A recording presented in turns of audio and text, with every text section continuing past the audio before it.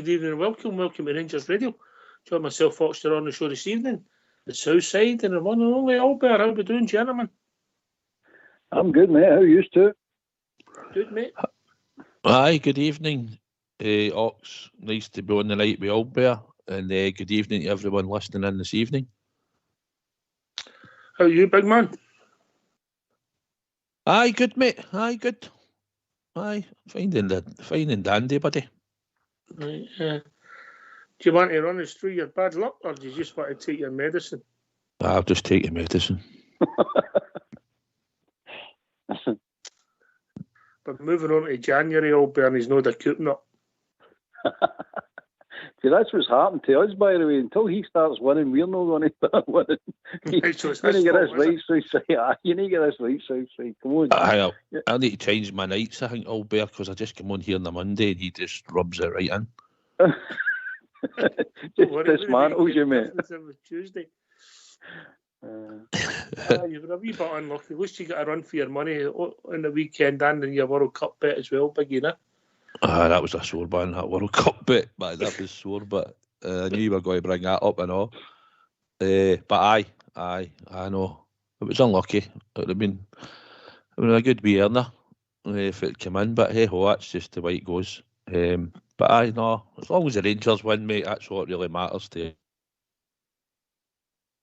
I don't want to touch.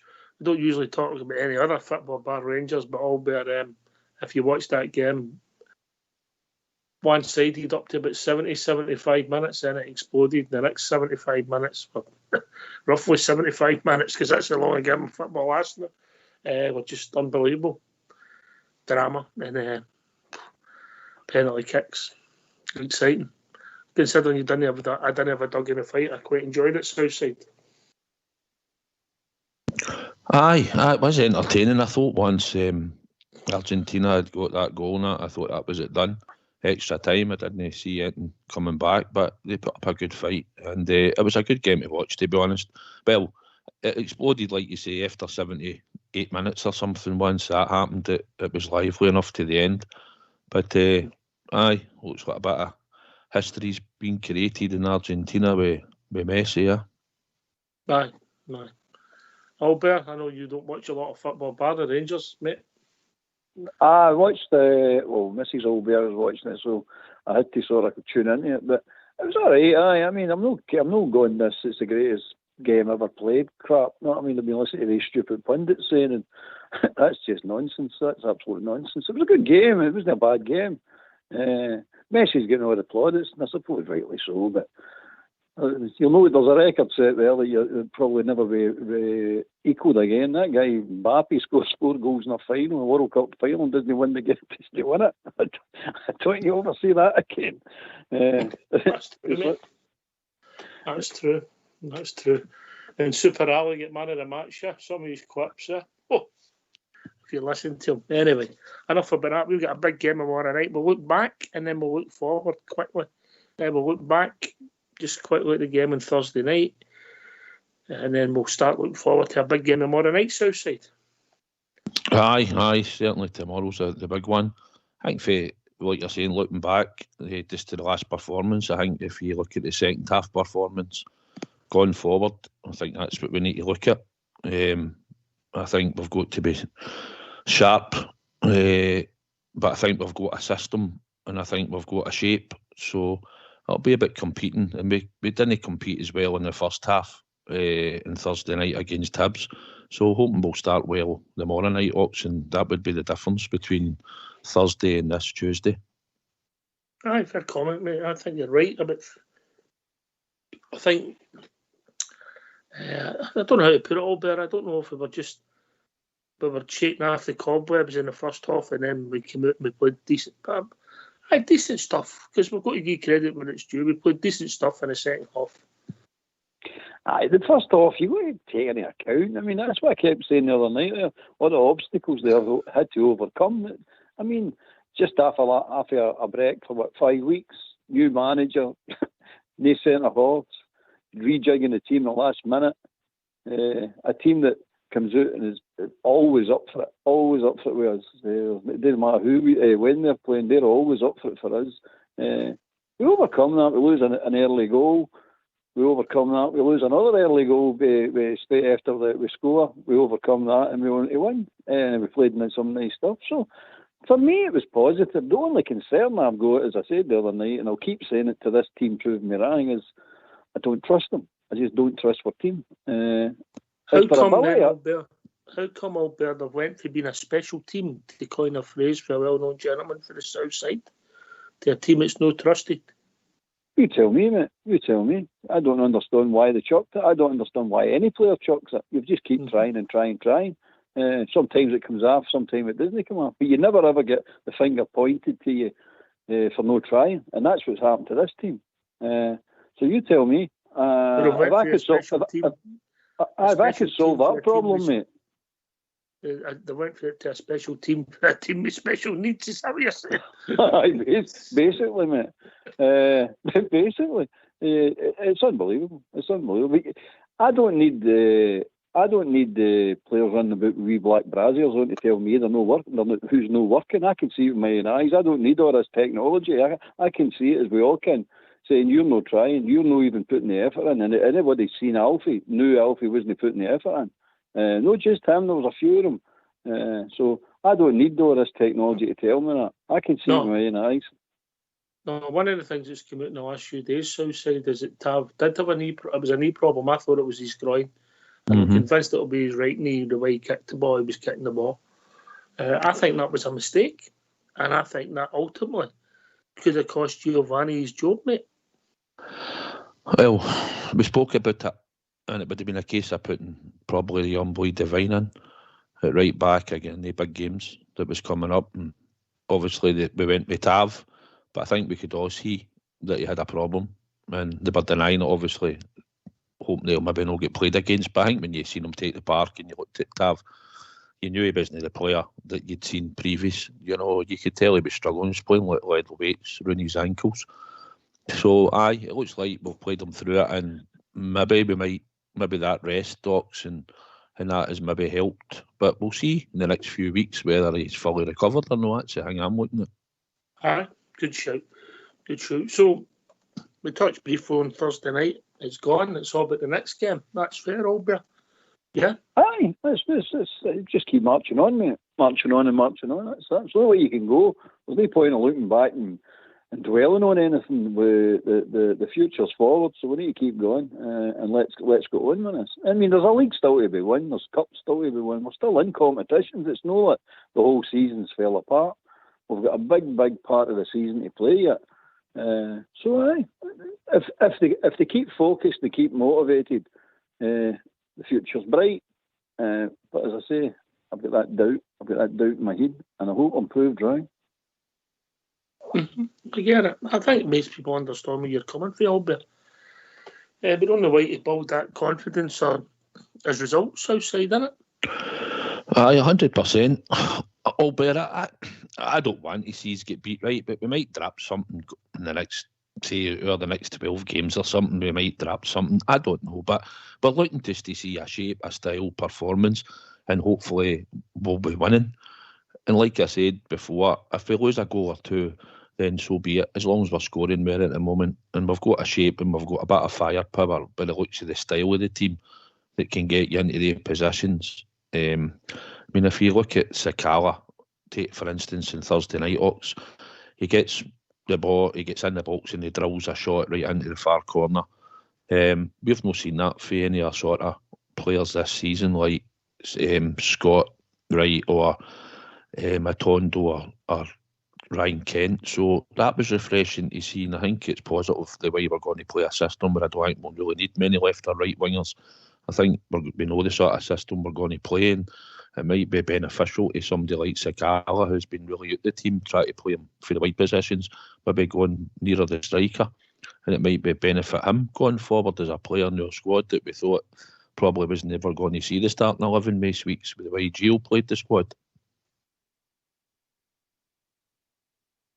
I think we've said it before about Sakala, Albert. We know he's going to, one time you're going to play the ball in him and he's going to trap it and he's going to flick it over somebody's head because he miscontrols it and he's going to batter it in the top corner. The next time he's going to get the same pass and he's going to fall over it. unpredictable, but he will score goals and he will make goals, bizarre as it seems, yeah? And that's what matters, mate. As far as I'm concerned, that's what matters. Because that's what we're lacking, goals. The wee man scores, the wee man creates. Don't care how it looks, don't care if he trips out of the ball, don't care if he trips out of the ball and it falls out the park. I don't care about any of that. As long as he scores and as long as he makes goals, that's all I care about. Because the wee man is effective. He affects a game, he gets involved in a game.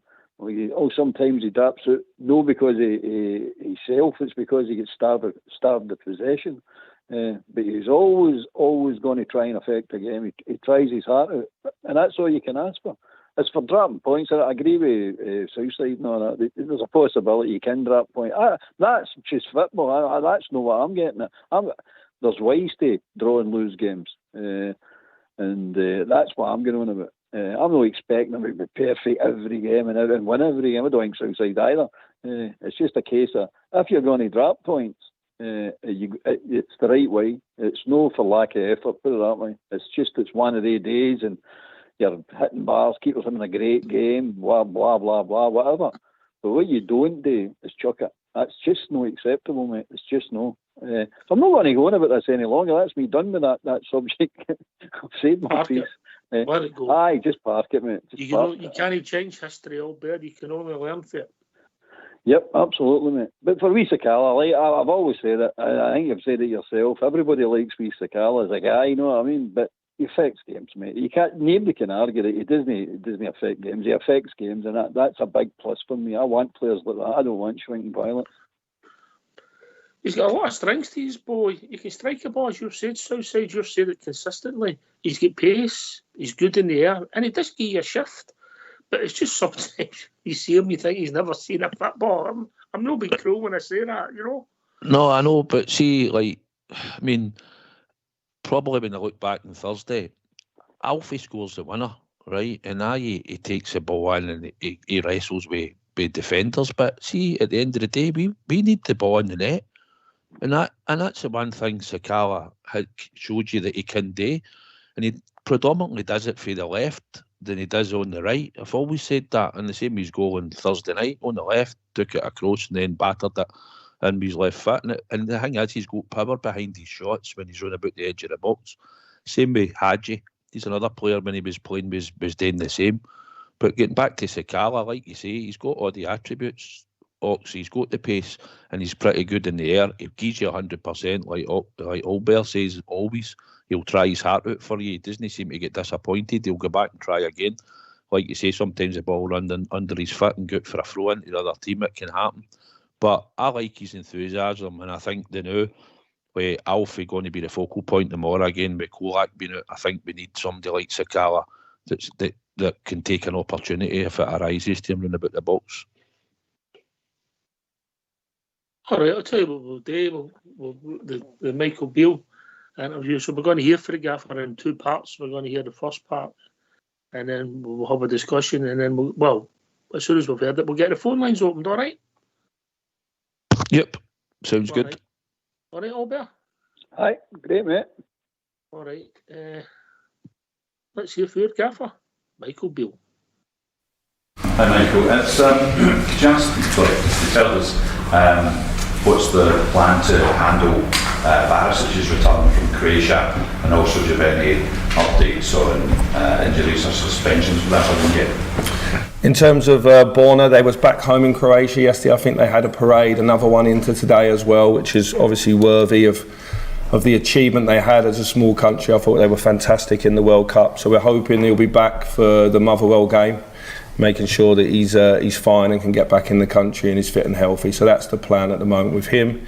In terms of injuries, nothing really to report from the game the other day.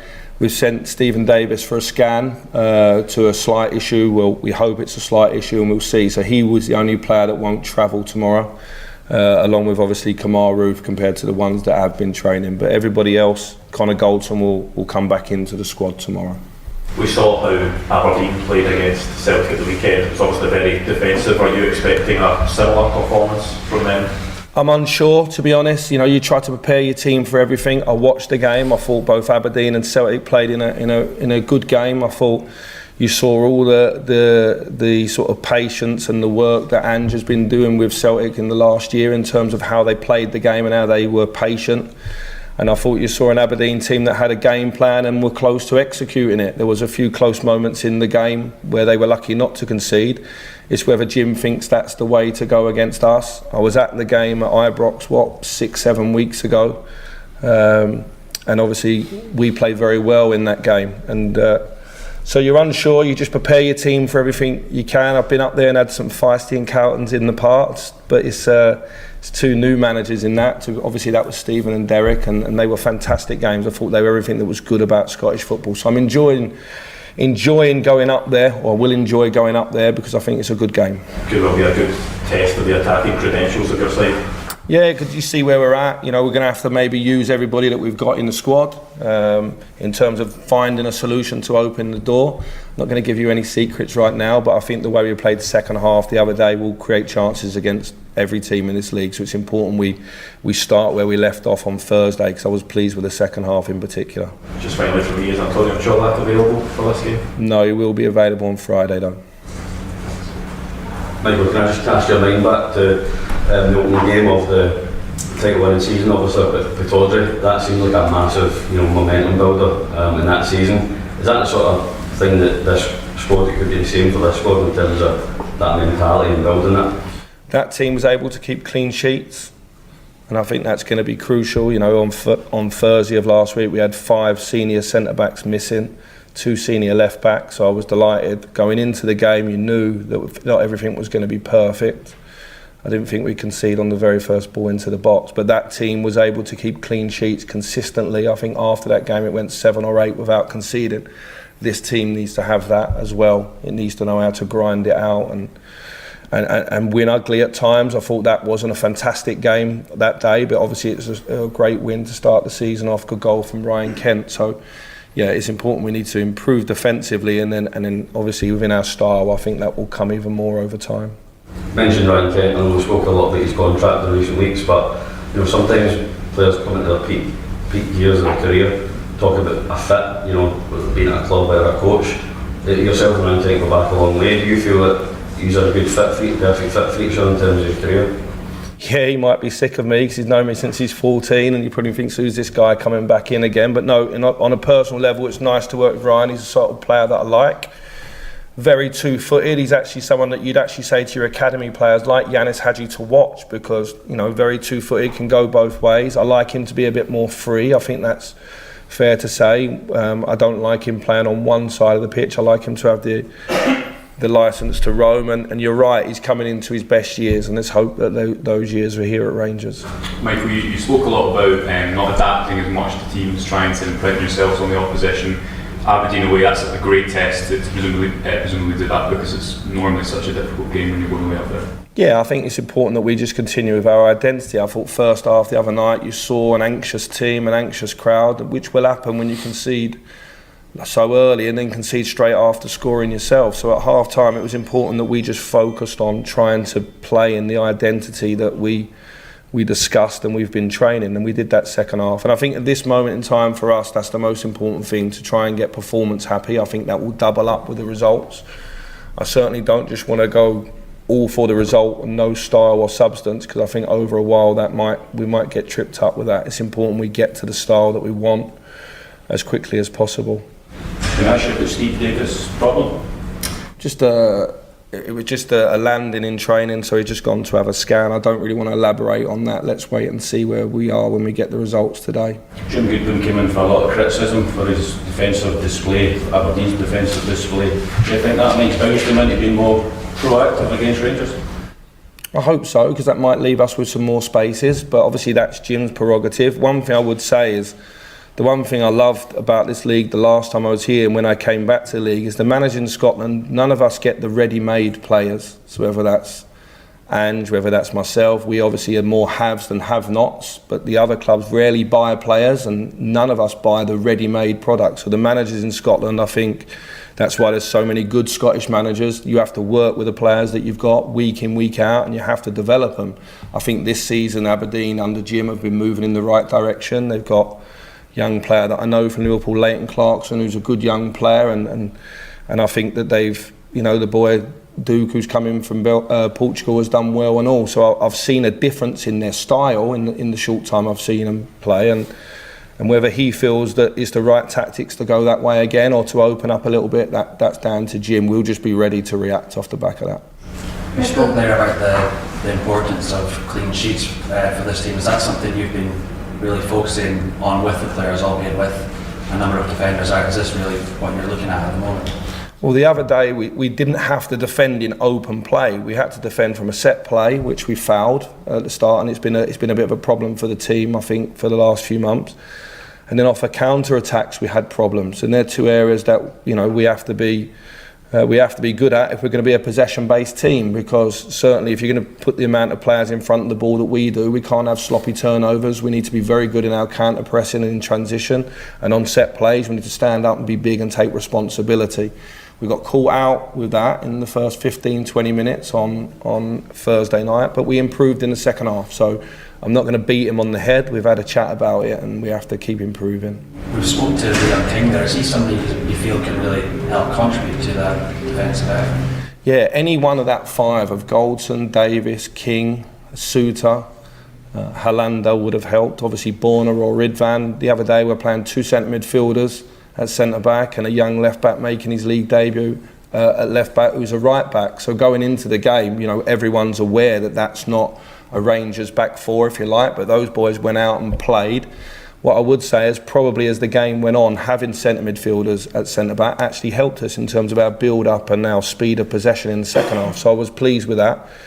I'm happy to say that I will have centre backs in the team tomorrow. Why don't you give us a call on 0141 356 1972. It's your show, it's your platform. Let's hear from you. Yeah, come and give us a call. Big hint at the end there, Southside. Aye, we'll have central defenders. I think Leon King doing the press conference today, I think you can be sure that he would have been starting tomorrow. But it's refreshing listening to him. He explains things, and I mean that respectively. Giovanni spoke quite well, but I think listening to Michael Beale, he's a wee bit more in depth into things, and it's a bit more refreshing to listen to. So I think he explained a lot, which we know, and hopefully going forward we'll have this system a wee bit more well oiled by the sounds of it, and wee bit so we know it looks like we're going to be an attacking team and we can't be left too open at the back across the halfway line. And he's explaining it, and he's explained it to the players. So positive results for us going forward. Are you taking it that Leon King will be playing? I think King and Ben Davis will play. I'm going the other way. I think it'll be Golson and Ben Davis. There you go, Albert. I think it'll be two myself. I think he already said he don't think the two of them will last 90 minutes. So he might play King and Wannon right enough, and then just give them a half each, or whatever it is. But there's no way we can go with that defence we went the other night. No expect to lose goals. That's just a fact. Me here with the boys, they're no defenders. No, I mean, they're no centre halves. I'm not getting at them, but we can't be arrogant enough to think we can play these types of defences against teams in Scotland and no expect to lose goals, because we're definitely going to lose goals playing that defence. So I think I've got a feeling it'll be goals when it starts. Me also, but we'll see. It doesn't really make sense when you talk a lot of sports science, Southside, when you talk about getting people match fit and you bring them back in, straight in. It doesn't add up. But well, my rationale was Ben Davis has played. I know he's been out injured since the St Mirren game, but he came on and got some minutes. And I just thought Leon King will start, and I think Golson will possibly come on. But I didn't see him starting, and I thought with them, if they're going to load on balls into channels and that, and try and stretches a bit or whatever, they've got a bit of pace up the front. I thought Leon King's got a fair bit of pace, so you might not want to risk Golson if they want to attack and he's running heavily up in the park, might be heavy and that, and he's doing a lot of running. And I thought that might be that reason, and I thought Davis would just slightly hide him in game time. So that was my only reasoning, but no doubt I I'll get be it, wrong. mate. I get it. Because it doesn't add up all bit, does it? When you talk about all this sports science stuff and all that, they're going about I know, match and fitness. It's a mystery to me. It's dark arts, if you want me. It's jobs for the boys, I think. I really do. I don't get all this nonsense. I really don't. My big concern tomorrow is young Devine playing. If he's playing tomorrow at left back, because they'll put that clown with looks like a face, looks like he's duked for chips. What would you call him? It played for the Scum. They'll put him on him. They'll definitely put him on him. Oh, Johnny Hayes. Aye, him. That wee rat will get put on him because and they'll try to exploit the boys' inexperience. I can see that happening. I can definitely see that happening. That's my only real concern regarding them, because in general they're crap. They're just crap. And again, the old saying is, we play, we win. Aye. I tell you something about the boy Devine. I don't think there's many people going to run away from Southside. Yeah, he's learned his trade and he's got some engine on him. Huh? Let's be honest, albeit every team you'd think would go on and target him because he's just in there, and they all know he's a right back playing left back. And fair play to the boy, I'm sure he'll be up for the fight, and he's got a bit of pace about him that can probably get him back out of trouble should he get himself into any trouble. But that's the only sort of concern I've got. It'll be a hard game, but I believe the way we play, and if we're imposing your style on them tomorrow night, which hopefully we will, then I think the young boy will get up the park for us. He's a nasty piece of work, but that's the only way Southside was meaning. That is a nasty we know. You'll see in the first 5 minutes the tackles get in and pulling jerseys and that. You'll see it straight away. They'll be well up for this tomorrow night. Let's not kid ourselves. They laid down to that mob in Saturday or whatever it was they were playing, which normally happens over the seasons anyway.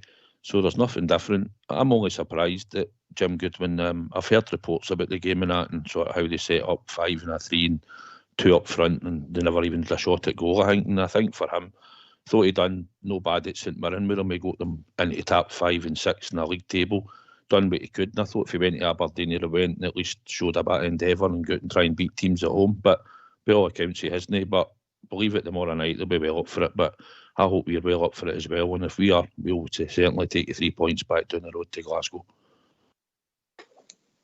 Aye, we know what kind of game we're in for before the game starts. Let's not kid ourselves, Wahlberg, you know. It's their biggest game of the season because it's us. It's as simple as that, isn't it? Oh, I mean, as Jack's already said, it to them, the Rangers game is the big game. I mean, they're playing that wee team on Saturday, so they're no up for that. But the big team's coming now to play them, and they're always going to be up for the big team. So I fully expect the usual kicking match and the usual dark arts. I fully expect it. And I just hope that we hold our composure, because that wee clown get Kent sent off last time when we were up there. With that, in fact, that reminds me, who is the referee? It's not that Clancy. Tell me it's not that Clancy. I think it's Mr. William Collum, I think. Oh, it's worse now. Well, he doesn't stop us putting the ball in the net. We put the ball in the net, we'll win. Right, come and give us your thoughts. I think that Goulson could come back tomorrow night. Southside thinks he'll be on the bench. Give us your thoughts. 0141 356 1972. Do you think there's a chance that Leon King could play at fullback if the 2 centre-halves are playing? Albert? I might very well do, mate. That might be a better idea, actually, to be honest with you. I think it'd be unfair on the boy, you know what I mean? But it might be an idea. It really is, because he's already on the part, he's already warmed up. So if Davis or Goulson comes on, he just slips across one. That might be the way forward, mate. You've got to cover Bolton with the fight comes on at left back. Aye, the fight comes on left back and King just slips into one of them was going off. It makes sense. It makes sense. Aye, but the boy Devine looks as if he's more forward thinking at times Southside than Leon King, because I think Leon King's his game is getting more defensive as he's got older. Aye, looks like he's going to settle in centre back. Maybe in time. I mean, he's only 19, coming on to 19, I think, January or something. So he could easily probably move up one into midfield at one point, possibly in time. Who knows? But where he is now, I think he'll start. That's just my opinion. But he's good for his development, and probably what you're saying. I think a young boy Devine will get his chance at left back. But I could see what you're saying. You could have moved Leo and across if you were getting Ben Davies and Connor Goldson on the park. But I think that's a no-no, because I think if one of them doesn't make it, there's a centre back there that can come on and change. So I think the young boy will definitely play. Looking forward to seeing him tomorrow night. Right, that's us. Sorted out of defence. Well, we're assuming that Taff's playing because Taff just plays, didn't he? Right. So Stephen Davis is self-diagnosed now that he's a doctor, Albert. Yeah, he's I know. As soon as you hear that somebody's away for a scan, you're like, no, you're like, I know. See you next season, innit? I know. So just make room in the bed. It's double beds we've got in that sick bay. It's all doubled up. No, I mean it's shocking, absolutely shocking. But anyway, we'll see what happens with Steve Davis. So we're going into the midfield to sort that out now. Yes, covers it. Well, Lundstrom now he's set free for the centre half role, so he gets pushed into midfield. Obviously, I can see him no playing Lundstrom tomorrow, and going with the midfield for Jack, Kamara, and Tillman. I can see that happening. Definitely see that happening. I nearly agree with you, but I think it'll be Jack, Kamara, and Lundstrom, south side.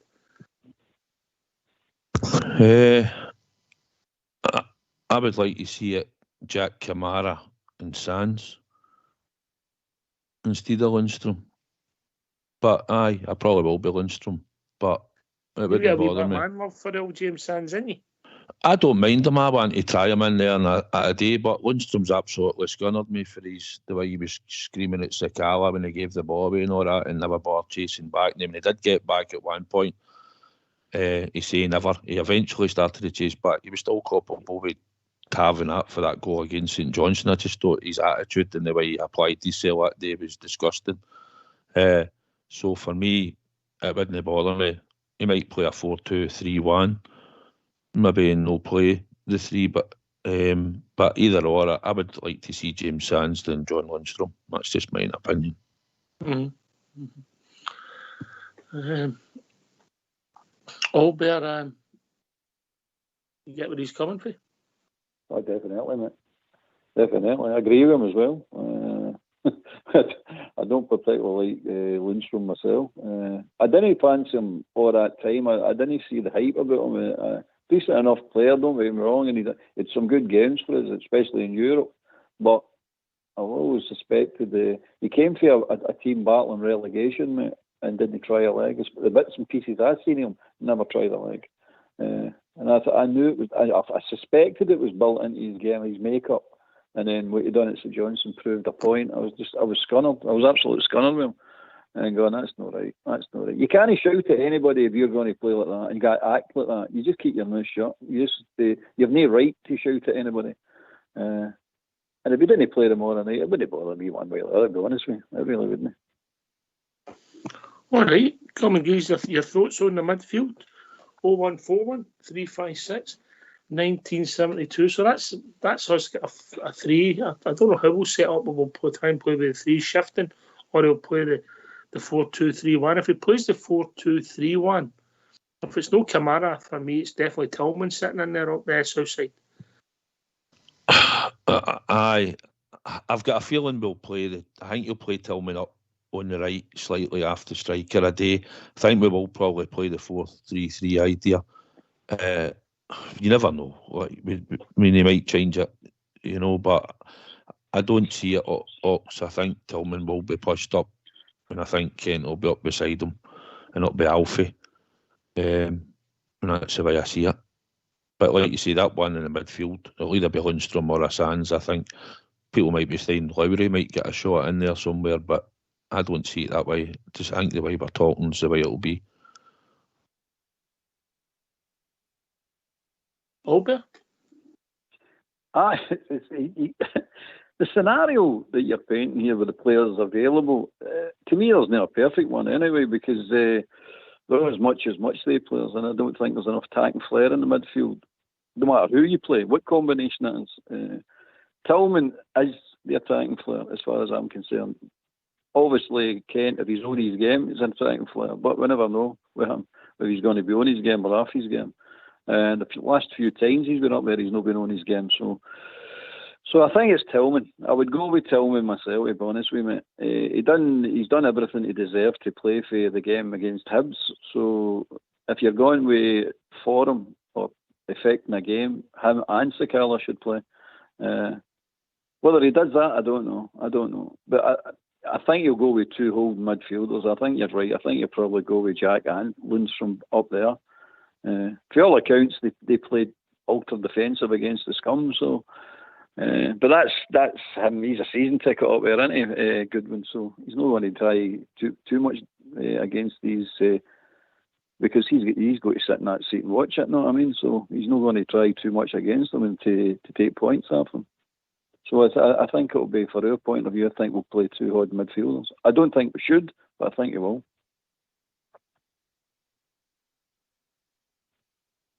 And I think it's got to be Morelos up top. Unfortunately, that's the only player I think we could go with, unless we played Sakala and changed it. Yeah. Sorry, I forgot about him, Ox. How could I forget about him when we were talking about him just recently? Aye, I'm taking... I'm going to take Sands and Lundstrom out my team because I think Sakala's got to play. We need more firepower. We need. Is he that good? Is he that good? He's replacing two players. Well, I'm going to play with Tillman, Kent, Alfie, and Sakala. All right, okay.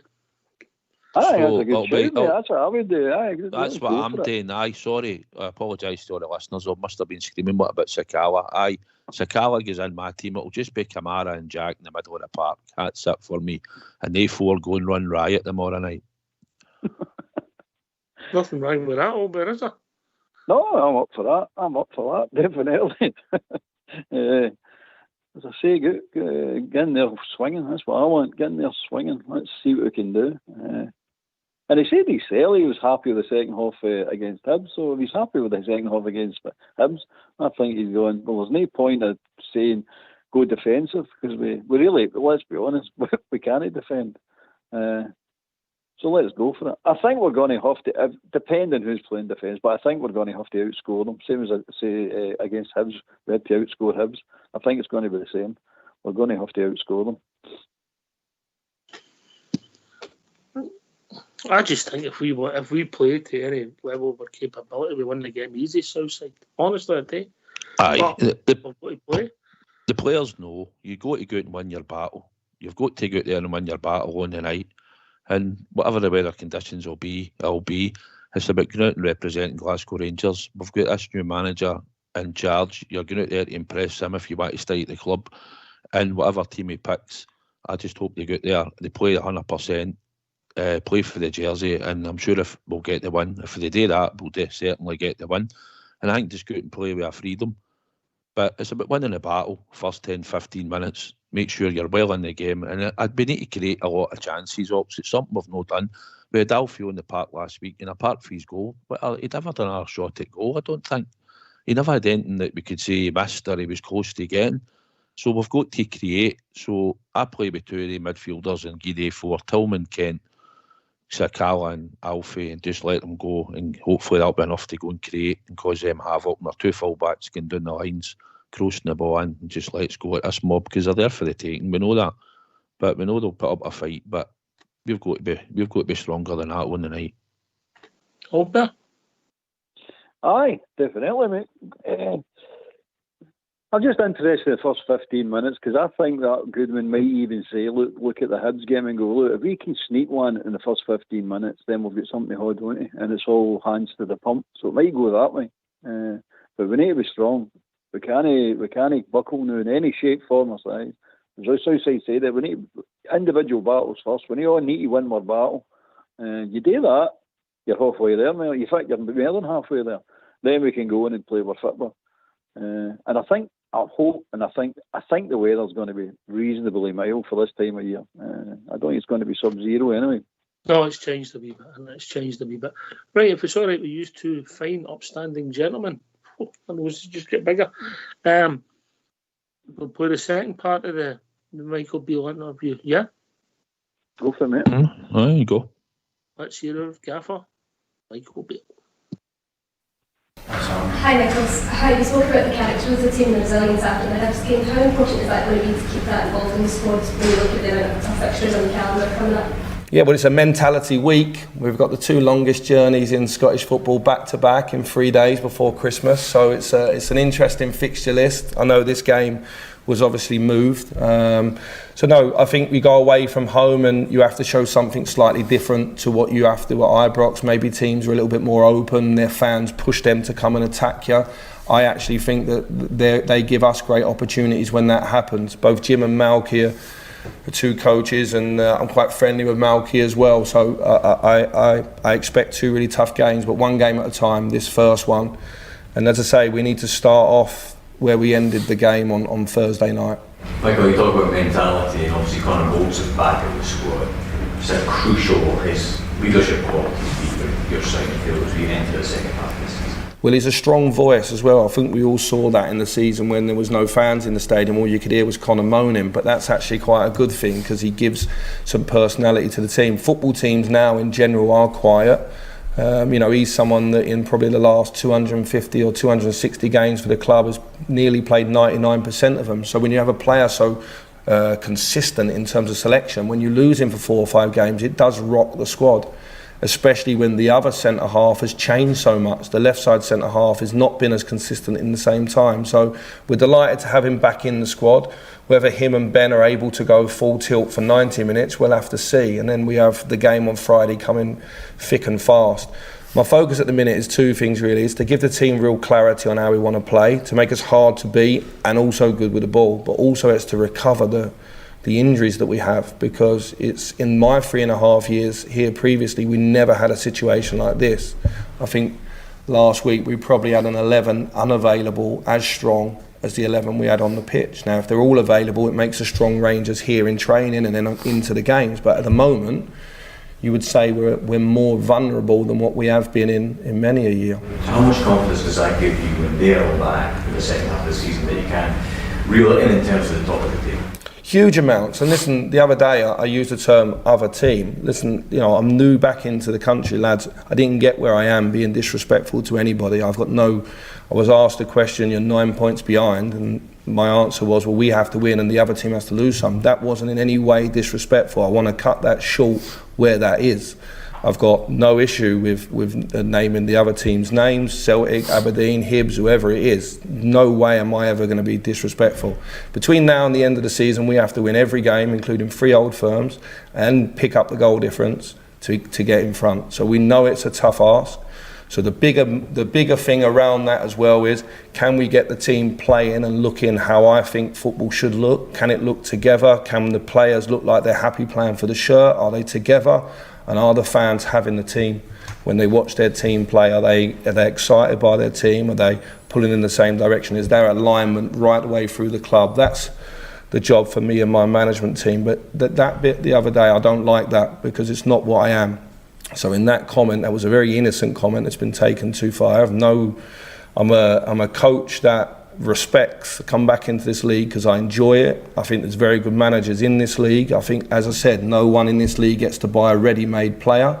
Everybody in this league has to have a development plan. I think what Ange Postecoglou has done in his time is very impressive.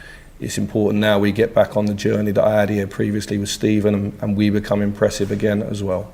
You mentioned the injuries you've had and you've not seen anything like it when you were previously here at Rangers. Is that just put down to bad luck, do you think, or is that something that you've looked into to see whether there is a deeper problem as to why there are so many injuries at the club at the moment? There's been a lot of change in staff. So obviously there's been a lot of change in the management team from the previous manager to the one to Gio that's moved and me coming in. There's been changes in the medical department, there's been changes in players coming in. All of that probably tells you that you need to get to know each other's body. There needs to be a consistency of training, and then around that there's just elements of bad luck which happen in terms of contact injuries. But the more consistent everything is around the players in terms of training and staff, then I think that will even its way out. And that's certainly what I'm hoping going into the new year, and certainly will be healthy around the next international break. I'm hoping that we've got every player fit and available, and then we can really judge where this squad's at. Until then, we know our mentality's got to be top. We've got to fight for every game, every 3 points, and we have to take the weight of the shirt with a big smile on our face and the privilege that it is. Hi, good afternoon, Michael. Just wanted to ask, you mentioned about getting the players up to speed and getting them into your studio as quickly as possible, but you also mentioned last week after the Hibs game that you maybe got away with some defensive selections, etc. I wonder, just where are the players and where is the team for you at this moment? Are they where they should be, and how do you rate the progress towards getting where you want them to be at this point? Probably 45 minutes in, if I'm honest. There was a lot of the first half that made me realise, okay, there's a lot of work we got to do. The Bayer Leverkusen game was a nice game, but what I found in that first half the other night, it was very false. So therefore, the biggest thing that I was pleased with was the ability to take on board the information at half-time, and the fact that we were the stronger team in the second half. We looked like the fitter and stronger team as well as the game went on. And so, yeah, I think where we are at the moment is we're 45 minutes into a long journey. I'm going to try and make it up as quick as I can. The players are really eager to take on the ideas as quick as they can, but we have to just keep every 3 days, and we've got 2 games in the next 4 or 5, so let's see how we get on away at Aberdeen. We need to make sure that if we're not our free-flowing best, we show other qualities in terms of being able to keep clean sheets and to win ugly at times. But for me, the key thing is the time on the training pitch. That's not coming until after the New Year schedule. So until then, it's about conversations and just re-motivating the team to go out there. But we're really looking forward to this week. I think it's a big week where eyes are going to be on us. So it's a great opportunity for us to make sure that we impress people and not keep the questions coming in the background. Sorry, Michael, I feel like I'm asking for an injury update every time we speak, but just on regards to Yanis Hadji, you said he was back in split training. Is it fair to expect maybe him being able to return to full training towards the end of January time? And what kind of role do you see him playing in your team? He'll play a big role when he's fit. He's a player I have a lot of belief in. I think he's a very, very good player in this league. I would say mid to back end of January. He's in light training with the group, unopposed at the moment, doing a lot of work in isolation in terms of building his fitness a year out. There's a lot of muscle loss and things like that he has to go through returning. So we're just delighted. It's great for the group that he's out there and just on the side of possessions or taking part in passing drills. He's a boy that's very well liked in the group. And if we can get him back sort of back end of January, start of February, we'll be delighted because he'll be available for the last 15 to 18 games of the season.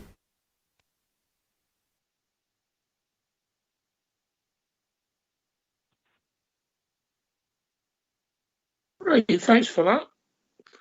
And we're talking about injuries. We didn't get a lot of hints, apart from I think he cemented that Albert might be right with the Golson and Ben Davies starting. Albert? He's well, obviously he's keen to get them back on the park and start getting them minutes now, because we can't keep wasting which time we'll go at for the rest of this season and try to nurse people back. So they're perfect. They're not going to be perfect. Of course they're not going to be perfect, but they're going to have to go in the park and start playing, as are the majority of the other injured players. It's time for them all to start putting on the line for the team, because I don't believe that all the players are injured. I really don't. As seriously as the timeout suggests, I don't believe it. So Golson and Davis coming back in, it's imperative we get them back in. It really is. Give the other team, the forward players, a base to work for, you know what I mean? And then we'll see where we go for there. We still need a couple of players in January, but that's another conversation for another time. We need players to come in. I don't know if I agree with you. I think the players are injured. You know, there is a few signals in there, but coming back, you get other injuries. Ruth, I think Orlando's is long term. Hadges' long-term, a full knee replacement. You know, the boy Lawrence was a poorly coming together at the end of the match, so we knew that was going to be right away. You know, and then we got John Suter, a medical problem. I know he's had a lot of injuries, a medical problem of our own doing, Southside, you know. Aye, 100%.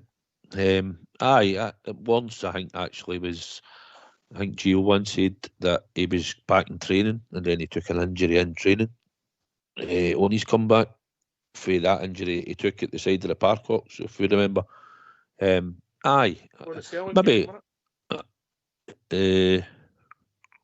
Can't remember. He was done right at the touchline, just in front of the away dugout. But he was coming back, seemingly to get injured in training, according to Gio. But I think the injuries all sound sort of longer term injuries to all the players. I think that you can get situations all where sometimes players aren't happy and they're maybe been out the team and then they pick up an injury and they might sit in there longer maybe than you would think. But I think that for the most of our injuries that we can see, they've all been majorly long term. The only one that's sort of frustrating, probably at them all, is Roof, because you think he should have been back by now, but he's constantly breaking down or something no right. So, but all the rest of them are clinically, medically, that's been done, and we can see how long term they would have been out, you know. Well, that's the problem I've got with all this. Well, I'll give you an example. Hellander's out, and he's been out all that time. Still don't know what the problem was. Then we get told he's fit. You always think it's his leg, part of his leg, his knee or something. But you don't know. Suter's the same.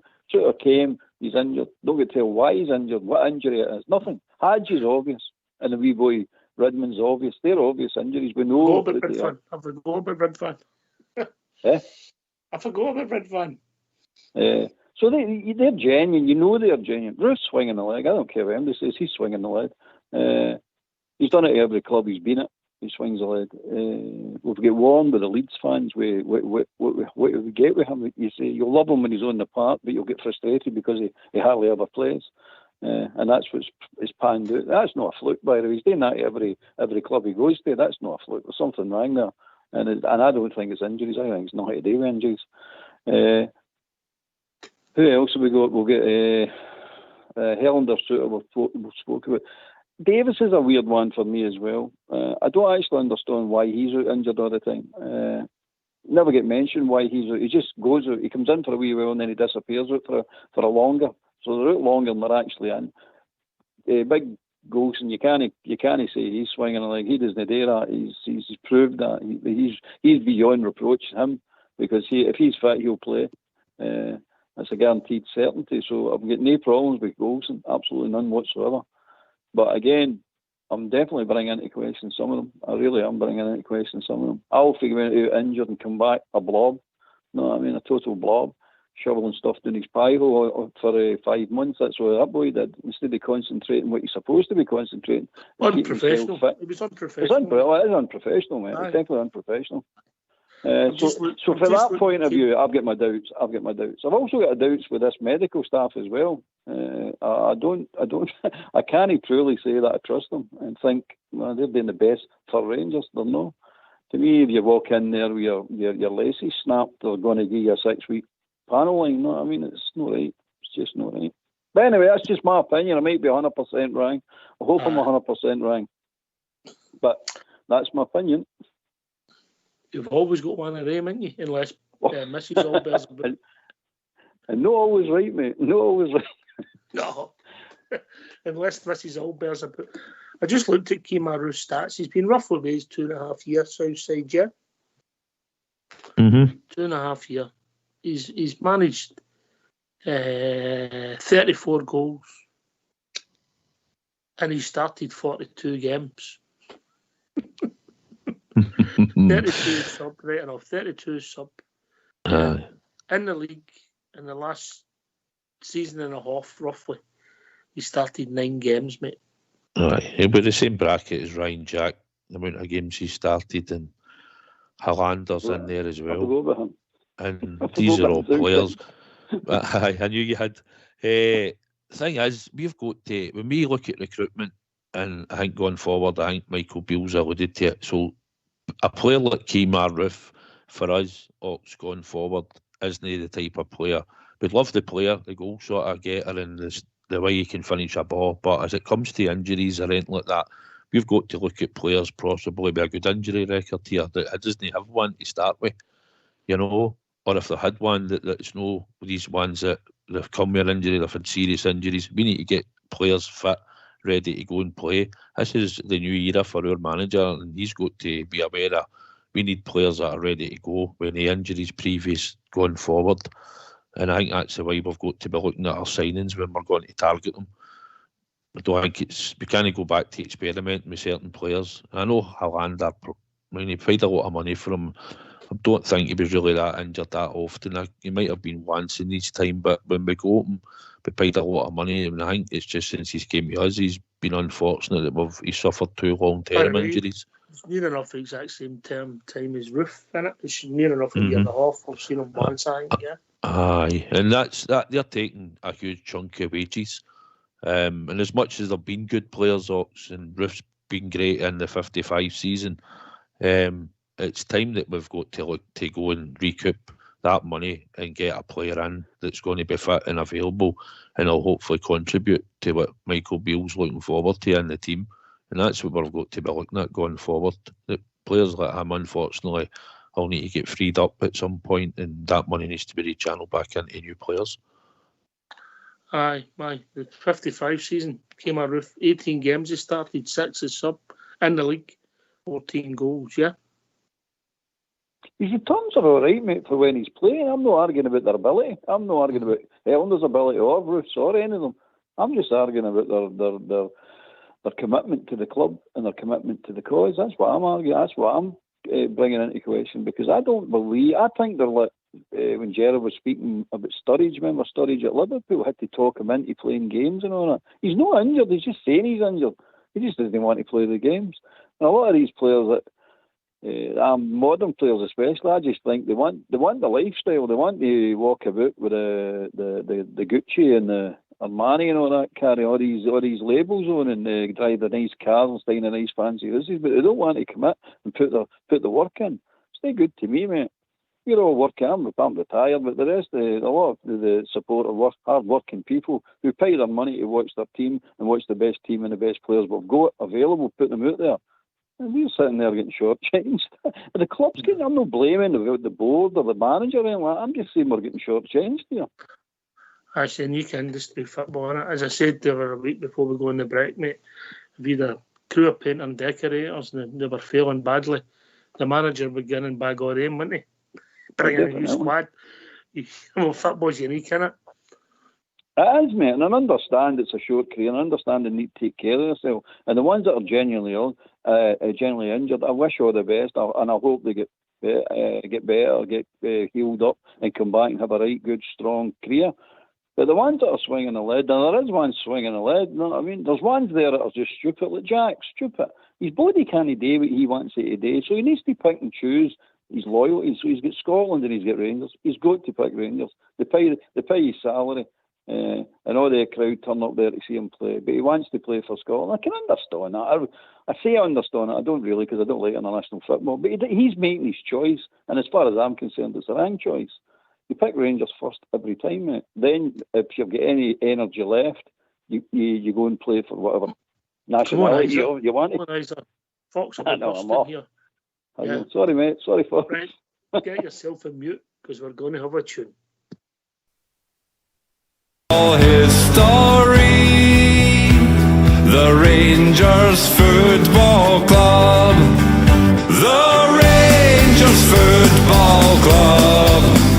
The Rangers Football Club, the greatest in all history. The Rangers Football Club, a debt we owe, we cannot pay. Those gallant pioneers, a legacy they did bestow.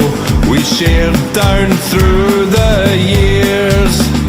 To Moses and those fine young lads, our gratitude will show.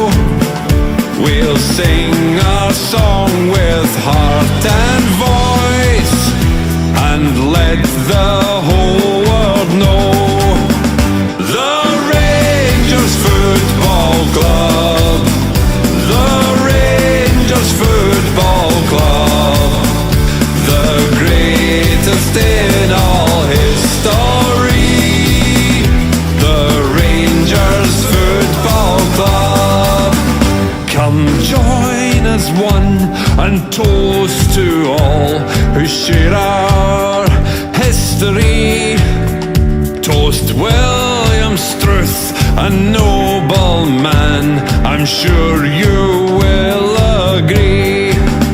Lest we forget our absent friends, they watch from up above.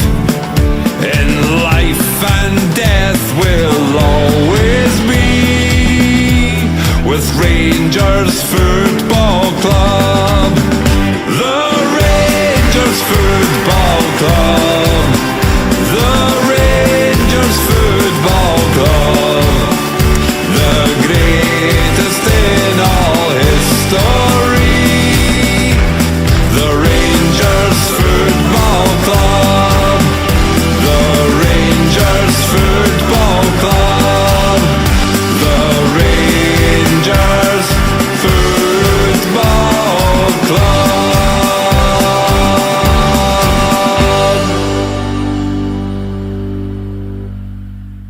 Why don't you give us a call on 0141 356 1972. It's your show, it's your platform. Let's hear from you.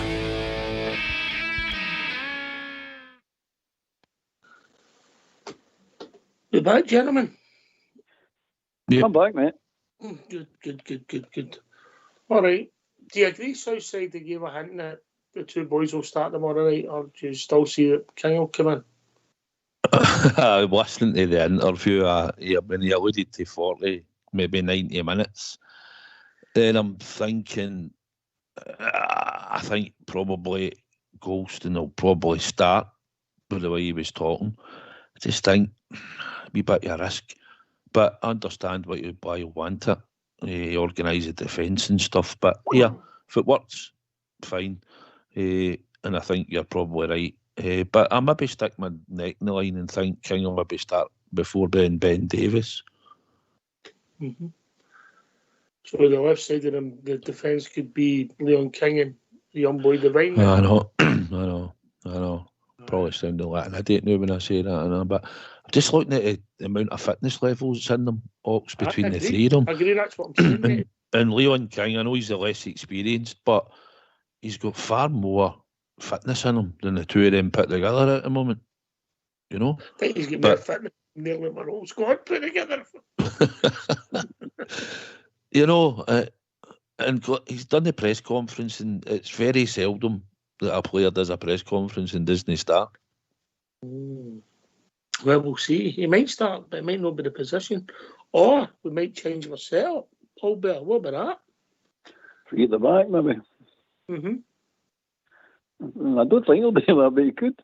Again, you're just guessing. It's one of the guessing games again. And we're guessing for the wrong reasons this time. You're guessing about injured players. It's better if they're all fully fit and you're guessing a team. No, I mean that's more fun than this. Is he going to? We'll get him back. The only time you're going to get him back is if you actually play him. So you're going to play him somewhere. And this schedule we've got going up to the one game a week is this will define the season basically. So he's definitely wanting them back on the park. We've been joined by Big Al. All right, Big Al. Oh, right, yeah, I'm good. I'm just sitting in the office here, and I just on in the background. I just wanted to wish. I couldn't have gone to the new year without wishing Southside a great addition to the Rangers Radio contingent. But you just watch yourself with the mince pies, big man. All right. So I'm going to Fat Club in the new year. That's all right. Big Stevie's taking care of them, mate. You know what I mean? Oh no, he's steak and kidney pies, isn't he? Oh no, mince pies and all, mate. To be fair, he's no fussy, Big Al. Aye. Anything with gravy on it. Speaking about gravy, how's Port? Is Port all right? I've not heard them for a while. Port's all right. Port's good. all right. His family's all right, and Port will be back with us soon, mate. He was dealing with good. stuff. Aye, no, that's all right. Aye, he's been gangbanging. He must be doing a bit of time in the jail, is he? No. No. Nah, he's all right. He's stopped that. He's a big boy now. Good on you, Port. Another great addition. He started this year, didn't he? No, you'll maybe find that Port's been with us about 3 years now, mate. Is he? Has it been that long? Aye. Is it? Yeah. Oh my God! Right, we're all getting old, right enough. Before I'm wandering about through COVID. You've a good deal and all, big man, when it comes to Christmas time, big man, honestly. I know, you're a top man. You, Big Al, because Port was raised pre-COVID, mate. Is he? That's how quick it goes, eh? Aye. It's like a headache you can't get rid of, isn't it? Tell me about it. No, and to Albert as well, another great institution. He's an institution. He's up there with Fox, Bridgeman, and so Albert, you have a nice Christmas and New Year, and you used to lay after mince pies as well. We need you fit for the New Year. We're running in the campaign. No, I'm alright. I don't eat mince pies anymore. I've kind of gone vegan. I don't eat them either, mate. Don't let she starts them off and I finish them. I mean, she softens them up for me. Oh, Erin, she does the same. She loves a mince pie or two. I'll need to have a wee word to her when I get back. Right, anyway, back to the football. When I got into the office this morning and I was looking at the news and then it was that apology thing for Michael Beale, but then listen to the interview, man. I think he handled that really well, very dignified. I agree, Big Al. I agree. Aye. And just what I'm trying to say is here, the reporting of it and the people that spat the dummy in regards to it, I don't think they know what they're talking about. For all the things that's been said about our club, that's one thing. I'll put that to the side. But reading in the paper, Jim, I thought it was really derogatory to another team. He wasn't. He put it in context, and what he came and said, that's a grown-up man. And I really actually enjoyed his interview, coming into this Aberdeen game and reflecting on the Hibernian game. So, Michael Beale, if you're listening, keep it going for the Rangers, big man. We need you for this run-in. So I'm looking forward to the game tomorrow. I'll be able to catch a wee bit in the morning. I think we got there and we did the demo. I really think it's coming. We get Goldson back. I'm not Goldson's greatest fan, but we get him back and it puts a bit of solidity in the team at the back. I think you were talking about Lundstrom as well. I think there is a case to be said that he's maybe not dynamic enough for us if we're playing that forward-thinking game. I think he can slow the game up a bit. I don't want players to be looking back the way or passing the ball back the way. The goal's at the other end of the park. Pass it towards that goal. Pass it to one of our players. And I think Sakala, he's a good shout for a start. He's vibrant. He's got a smile on his face, but he goes forward. And I think that's what we need. Even if he's not the finished article at the moment, I think with him going forward, it'll encourage other players to move forward. And if he's up the other end of the park, there's only one place he can put it towards him, towards other goals. So I think it all looks good. It looks good for the year. I hope so, big man. I hope so. We just need a break, mate. We just need a break. You know, sometimes things go for you and you have a run with they go against you, and they did, you know. That's what it is. Like, I mean, as I said to you the other day there, Ox, he's been handed a deck of cards and he's having to shuffle them the way he thinks suits best. I just hope in the January transfer window and in the summertime that he gets some proper backing. And he like he said as well, they have to bring players in that they have to coach a wee bit to make them, you know what I mean? And Southside makes a very, very good point. We can't buy players that got any history of injuries. Yeah. So we're looking for players at the top of the list that have no injuries in the past 5 years that can be coached to take them to the next level, and then probably a couple of good journeyman strikers for journeyman players maybe for the lower league. Somebody that's hardy, you know what I mean? Mm-hmm. Aye, but the lot we're having, mate, if you think about it, in a dead robbery, a cup tie when we're winning easy, Hadji runs into somebody, ends up banging his knee and he's out for a year, you know? Oh no, I'm not talking about that. They things happen, mate. I'm the same. I'm the same. I can be walking along and get a sore knee or so. No, I'm talking about your Souters, your Highlanders, your Roofs, that type of player. A player that we know we're maybe getting a bargain, but it's a chance. I don't think we can gamble. I didn't like his gambling on players like that. I mean, Roof's stats are phenomenal, but that's all right when he's on the park. And I think Albert is correct as well. I think the warning signs were there for the Leeds fans. I don't know if he's playing it. I've met a lot of guys like that through my life. That the slightest wee thing, like, are a bit powder puff. slightest wee thing knocks him off balance, can't be bothered. That attitude's no good for us. That attitude's no good. And I think Michael Beale, I think he's, dare I say it, I think he's got a bit of the Gus Hiddink about him. Coming for like a non-football background, if you like, not like a Premier League player or something. Hiddink was a school teacher, wasn't he? But he had the mentality, and I think the manager, I'm growing to like him day by day. I think he's coming there with a kind of fresh approach. He's no blinkered with the jobs for the boys type of thing. Does that make sense?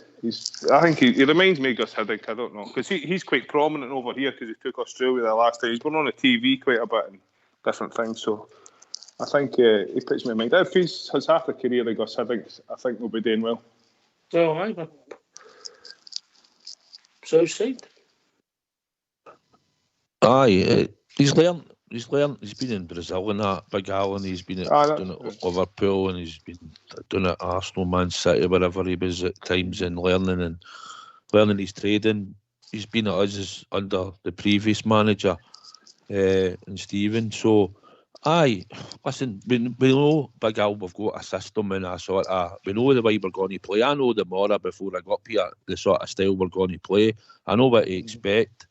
And I think the forward players I thought about going forward, I think they'll fit into that way. But I think he knows deep down he's got to cajole these players, and then he's got to start emptying them out and get real players in that he wants to take this club forward. Because if he keeps half of them, he'll never have a success, and he'll be out the door within 18 months to 2 years.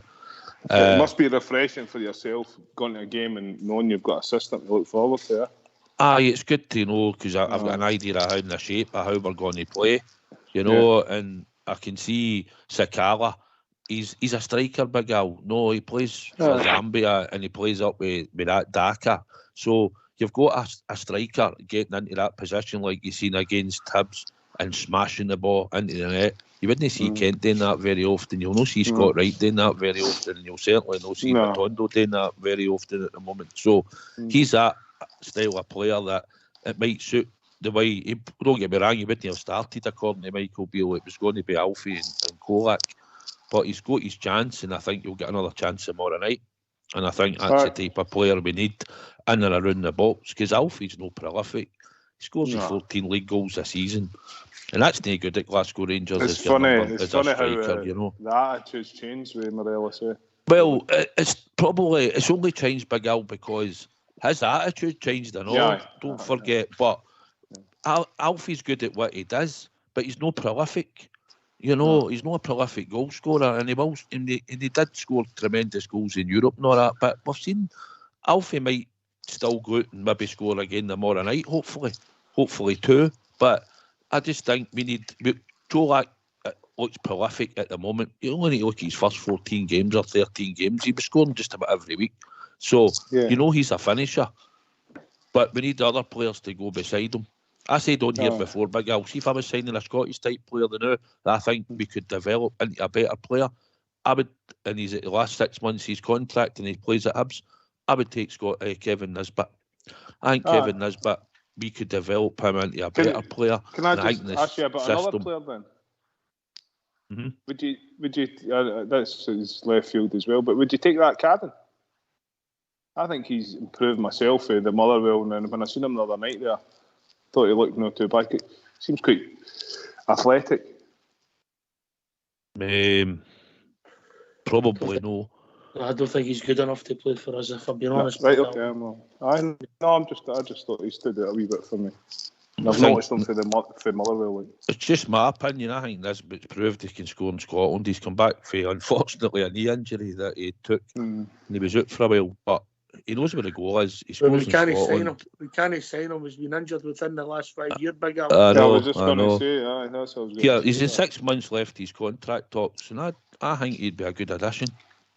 Aye, but see, gone are the days when we'd hoover up players like that. You'd go and get your Cadden, you'd go and get Shanklin, you'd go, you know what I mean? Like when we're getting Billy Dodds and all that. If they play 20 games and give you 10 goals, it's value for money. Maybe that's what we need to do. We need to go and start hoovering up players throughout the league.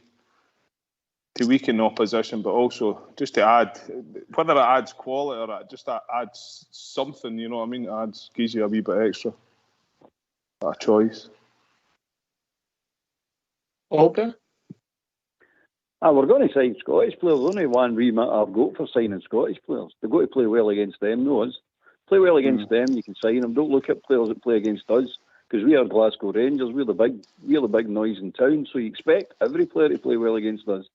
So you look at players that play well against them, that's the ones you're interested in. Nisbet, I'm not sure if he's ever played well against them. He might, I don't know. I'm only saying. Cadden's never played well against them. So I'm not interested in players that fall down when they play the pedos. You know what I mean? No chance. Mm-hmm. But that's just me. That's my bitterness with players that I don't particularly like. Scottish players, I don't like their attitude. They're all one half game type players. You know what I mean? As Advocat said when he was a Holland manager, Scotland, you play them one half game, they can beat anybody. But you put them into a group stage or a season or anything like that, they can't do it. They can't do it. They're just flashing the pans. So a lot of Scottish players are like that. The trouble with our squad at the new, the way I see it, Al, is we've got too many like that in our squad. We've got a bloated squad with no enough performers in it. Difference makers, no. Roof is a difference maker, but we can't get him on the park. No good to you. He's absolutely no good to you. Same as Helander. He's a good centre half, big Helander. Can't play him. I dare Suter will fit that as well. I've not seen enough of Suter, obviously, but there's too many in the team like that for me.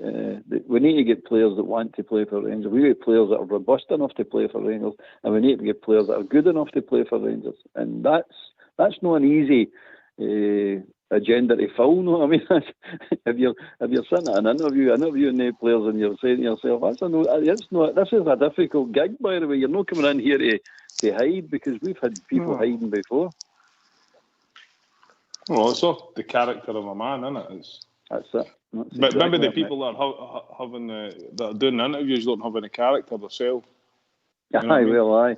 Or they're easy impressed. You just got a couple of players in, say, right, we're going to have a square go. If he shits himself and doesn't want to come outside, he's not the right character, is he? If he walks outside and puts you on your arse, right, you're in the first team. You know what I mean? Character of man. You're joining, aye. You're joining. I'm fed up myself. I don't know how you feel, but I'm fed up myself watching bottlers. I watch bottlers and I can't go it. I just cannot go it at all. You can't do it at Rangers. You can do it away with it. You can get a professional career in football being a bottler. You can on other teams, but no Rangers. You can't get away with it in Rangers.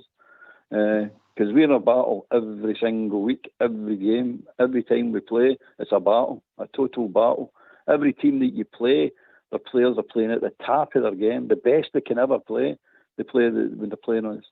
The Scum, they don't do that with the Scum. I mean, I said it before, they win a league, it's nothing special. But when we win a league, we truly win a league, because look at all the teams that we play that say that they're rivals to us: Aberdeen, Hibs, Hearts. They all. I very rarely, I think it's all the same, very rarely see any of these teams playing bad against Rangers. But I've seen them playing bad against them in highlights, because I don't watch them, but in highlights you're seeing them playing bad against them. So as far as I'm concerned, when you could join Rangers, you need to be made of the right stuff. That's why we've got the big board at the top of the stairs. There's characteristics to get on that board. Some of the players that are on the board shouldn't be on the board, right enough. That's another argument for another day. But to get on that board, you've got to have a set of characteristics to get on that board. And one of them is definitely bottle. And a bit about yourself. A big pair of balls about you. Exactly, mate. Exactly. Aye. I'm going to have to go. I need to go and do a bit this morning. But look, thanks for taking my call. I wish everybody that's attached to Rangers Radio all the best for the Christmas and all the best for the New Year. All right. Cheers, big man. Thank you. Keep up the good work. Same with yourself, big man. You look after yourself up there. Good to hear you on, big man. For a book to your face and all that. You get New Year before us now, remember. Aye. New Year. Right. Take care. Thanks again, boys. All the best. All the best, Big Al. Right, have you got your team laid out for the south side? Have you got it clear in your head now where you're going to go? Aye, looks like I've a wee addition. Right, I'm just going to stick with McGregor, Tav. I'm going to put Goldson in, and I'm going to stick Leon King in, and I'm going to stick Devine in, and then I'm going just for Kamara and Jack, and then it's going to be Sakala, Tillman, Kent, Alfie up front. That's it. 4-2-3-1. Whatever. Just go and just let A4 run riot. Just get into them. Aye. Right, okay. All right. Come and gauge your thoughts on 0141 356 1972. Right, it'll be interesting. First away game for Michael Beale as manager. Traditionally, a difficult place for us to go. You know, our record's not the worst up there, but we always get, even if we win, they seem to up their game, mate, and we've lost a few late goals to, you know, Stevie G's first game, I think, and then last season when the pendulum started swinging, that penalty that Morelos gave away, when we started getting deeper and deeper that night. That was a big night for us all there, wasn't it? If we'd have won that night, I think it would have been different. Clancy played a huge role that night, you remember. I don't think we should have beat that. I don't think we should have drew that night. I think we should have won that game that night. It wasn't for Clancy and his carry on, his usual carry on. We should have won that game. And that was if I remember right, that was a makeshift midfield we had, because I think Sands was playing in the midfield. Made his debut. Which at the time I said he showed a bit about himself now, to get up there and make your debut up there at that time of year. And especially in midfield, I thought he done really well that night. I liked the boy that night for his bottle. He definitely showed bottle that night. But the foul on Barisic for there, when Alfie gave the penalty away, it was a foul to Rangers actually. But again, it's your man Clancy. Then the two, Barisic gets smacked in the kipper twice, and he's screaming at him, "Get up, just get up!" You, he's shouting at Barisic at Clancy. Blood streaming out his nose. You're sitting going, "This is ridiculous. This is just ridiculous, man." But again, that's it. But we shouldn't have beat that. We shouldn't have drew that night. I definitely think that. We should have won that night. But again, we didn't. So let's hope we do it this time, which I'm confident we will. My team is the exact same as Southside's, by the way. That's the team I will. What is that? His first, second, third, fourth, fifth, sixth, or seventh effort?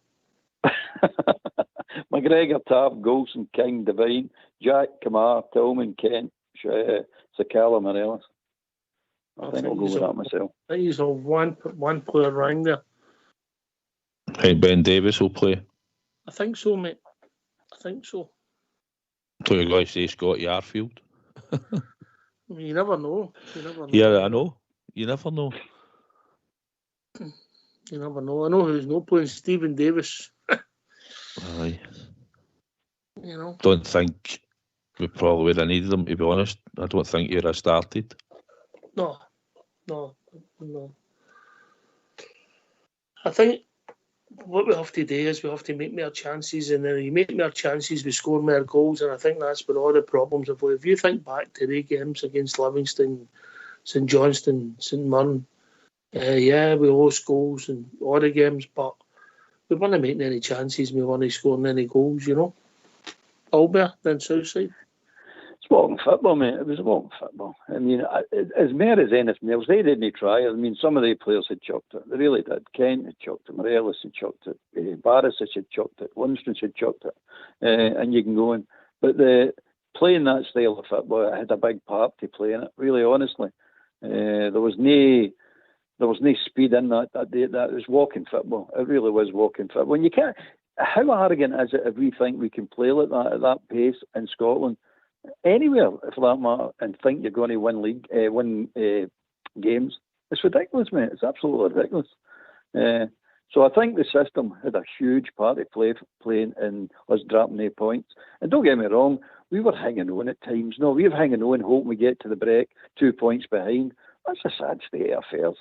That's a real sad state of affairs, because they 3 games were winnable, let's be honest. If we're playing properly and get the right attitude, get the right system going, the games are winning. They win the game, no problem. Aye, Giovanni would have still been in the job, mate. Let's be exactly, honest. Mate. he was for never changing his mind. He was just too stubborn, mate. Think back to the zonal marking at the corner kicks, how stubborn he was with that. We kept losing goals with it. You're saying you can't get away with this. No, I mean, it's not. You've got to. Your system is your system, but if your system's not working, you've got to tweak it. It's just as simple as that. And I don't like managers that sit there and go, "No, I'm just going to. It's going to work. It's going to work." Well, it's not working. You're now 9 points behind in the league, so it's not working, mate. Whatever you think, it's not working. But again, it was inevitable it was going to happen to him, wasn't it? It was just I don't think it was just that run, mate. I think it was a domestic form for the whole calendar year away from home, mate. Aye, definitely, mate. Definitely. And the European games as well didn't help. Obviously didn't help. I'm not buying our upper level. I'm not buying that. Aye, you're upper level, but you don't get tanked for that. That's just not right, mate. That's just not right. And then starting off the campaign with that. Sorry, mate, carry on. That's all right. Southside? Aye, I mean, I've said earlier, I think the team that we picked, I'd like to see them go and have a go at Aberdeen, and it is his first away game. He knows what it'll be like up here, and it's about winning a battle. And I don't know, he might not go as pragmatic as we think. I mean, he could drop Sakala and maybe drop Lundstrom in there and go with Jack Kamara, Lundstrom as a 3. Make sure he gets a win in the midfield or something, but it'll be interesting also. I'm looking forward to seeing how his thinking's going to be, because he said we know the sort of injuries and we've got the players sort of coming back, and he's hinted that we'll have centre-backs on the park. So he's got James Sands that we've not even spoken about that can get freed into a midfield role, or you like to say Lundstrom could go into a midfield role. So, and we're going with Jack and Kamara as a 2. So, and we're thinking to be a wee bit more adventurous going forward. But it'll be interesting to see, won't it, how he actually approaches it tomorrow night. You mentioned James Sands, mate. Do you think there's any chance that he could be at left back? No. No left back. I think we'll have a back 4. There might be a time when we'll play a back 3. And I think if we do, it might be maybe at Ibrox or something in a league game whenever he sees fit. He might do that in time. I'm not saying immediately, but there might be a time when he will play a back 3 and maybe play a 3-5-2 or whatever, or some other type of formation. But I think now it'll be a 4-ox. And I don't see James Sands at left back now. See, but does they play them all night? Sands, does they play them all night? This is what I was telling you about the boy being a victim of his own versatility. If he doesn't play them all night, it's nothing he's done wrong. He's went in it. He's filled in at centre back because of the necessity. But now the centre backs are starting to come back. Here's no position for him. He needs to pick a position, that boy, if he wants a decent career, and stick to it. Either I'm a midfielder, or I'm a right back, or I'm a centre, whatever it is he's going to pick, but stick to it, because this versatility is just going to kill his career. It's good for the team, but it's no good for your career. Jack of all trades. Yeah, sir. Yeah, all right. A lot of the media have picked up about this game and the rivalry. I've never seen that as something that worries me about playing Aberdeen. I know we played them a lot in the 90s, cup finals, etc., in the late 80s, and they ended a good team at some point. But we've traditionally only had one team that were our rival Southsider. Aye.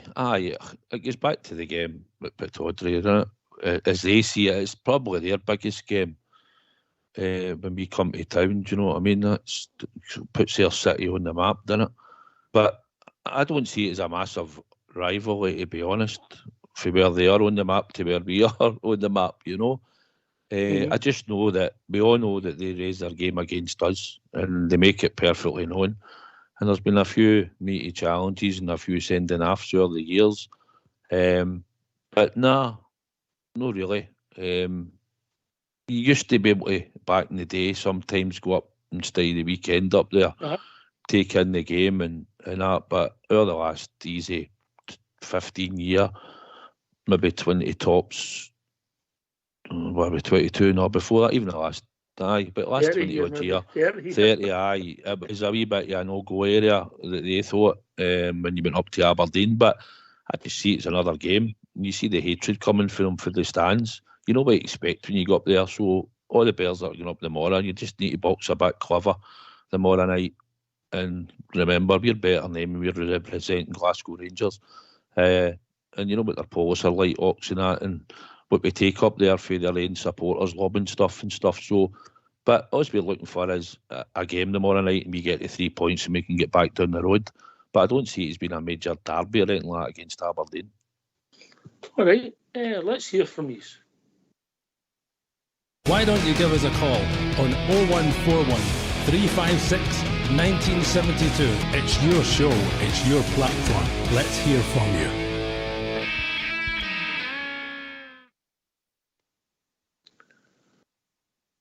It's interesting how the media pick up on things all better, isn't it? It's a derby near Darien Heeds, by the way. It's a rivalry near Darien Heeds. It's not to do with Rangers. We know it's not a rivalry. It's a silly thing, though. I mean, they think they're this big noise. They're no. They're just a daft wee parochial team it's just deserves contempt at times. No, I mean, honestly. At the end of the day, if they're so supposed to be the third best team or the third biggest team in Scotland, you just look at the record against them. I think they've won 120 points up for grabs. I think they've won 4.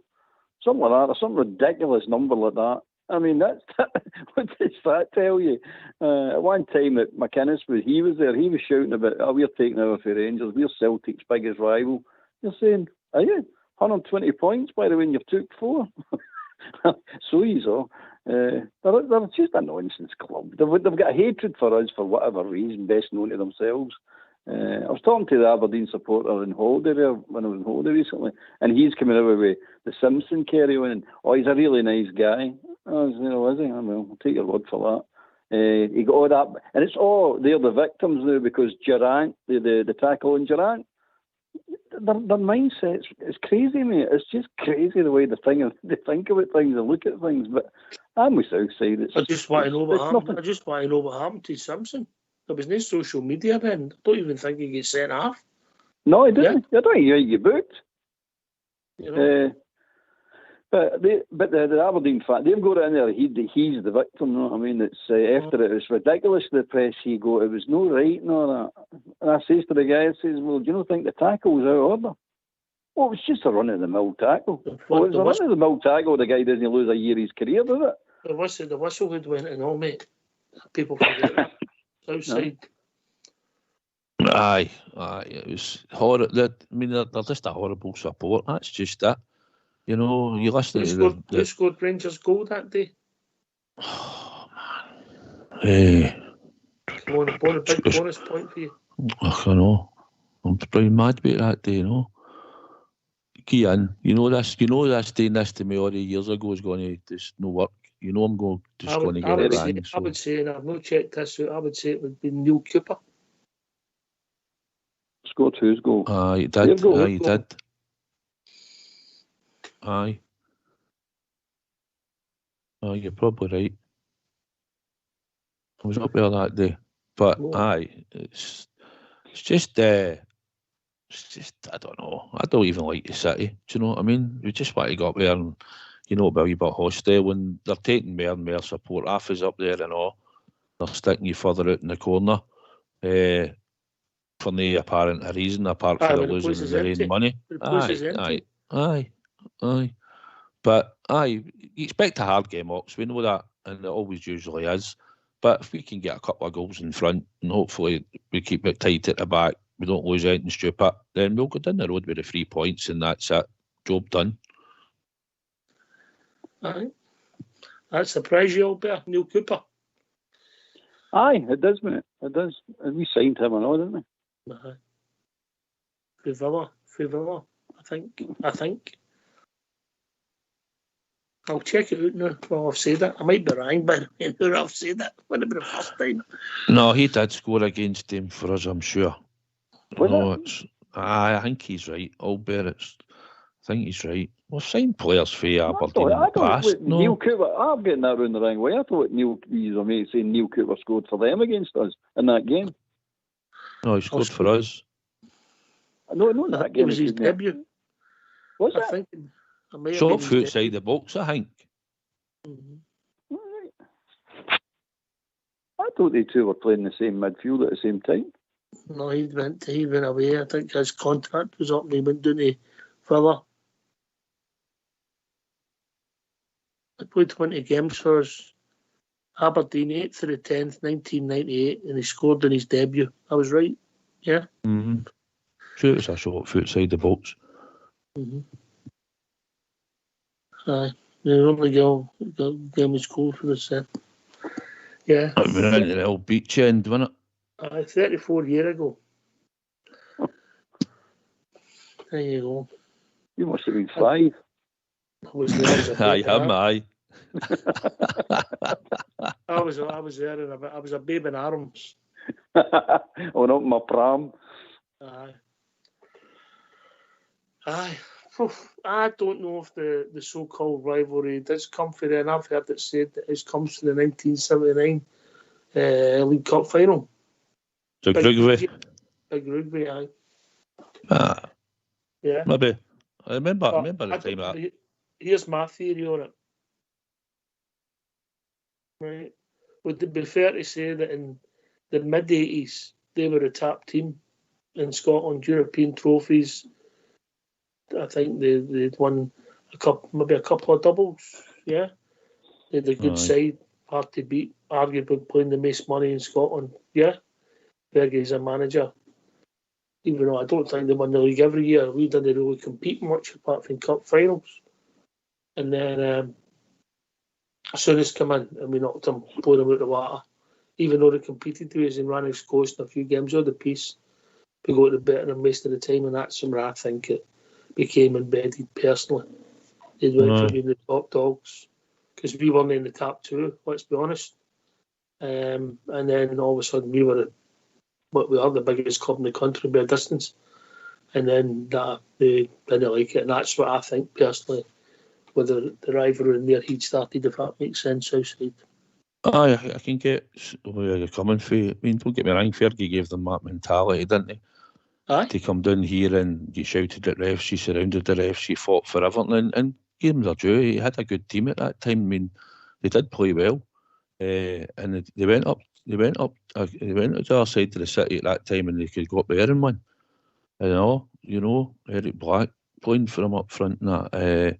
And they had that, and they done us in a couple of cup finals and all after extra time.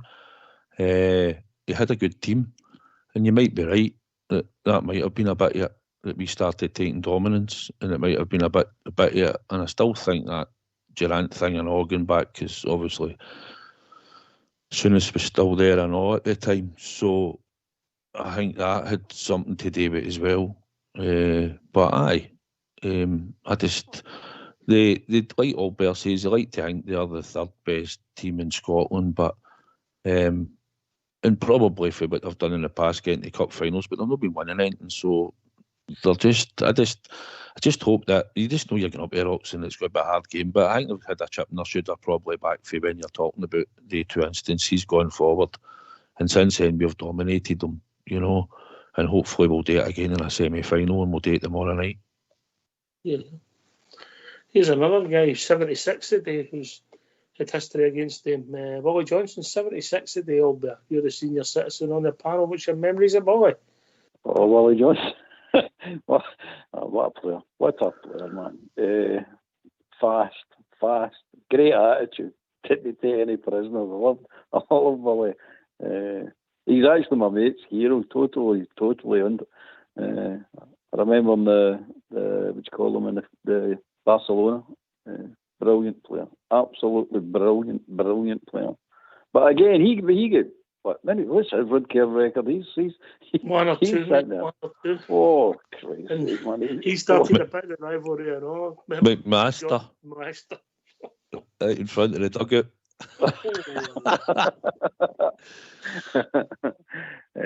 He was some player. He was some player, wasn't he? Character. I mean, that's what the game's lacking now. Characters, and Willie was a character, definitely a character, wee bud. Did you know my memories of Willie Johnston, Southside? Aye, there you go. Fox, do you want to go for a fag? I'm sure he played in the Tenant Caledonian Cup. Aye, what have done for West Brom? Aye, for West Brom. Aye. Aye, what they done? Aye. I'm sure. Wee bud. Obviously, up to Joe Aribo. He was the last guy to score in the European final for us. Mm-hmm. Aye. That's a good quiz question, that one. I should have kept that one, shouldn't I? Aye, you should have kept that up your sleeve. Aye. You know, but aye, what a player, obviously. I think he'd be more famous for the cough medicine, if I'm being honest. Oh, aye, never that, aye. Well, he got hung out to dry with that one, didn't he? Oh, ridiculous, man. Ridiculous. And a half.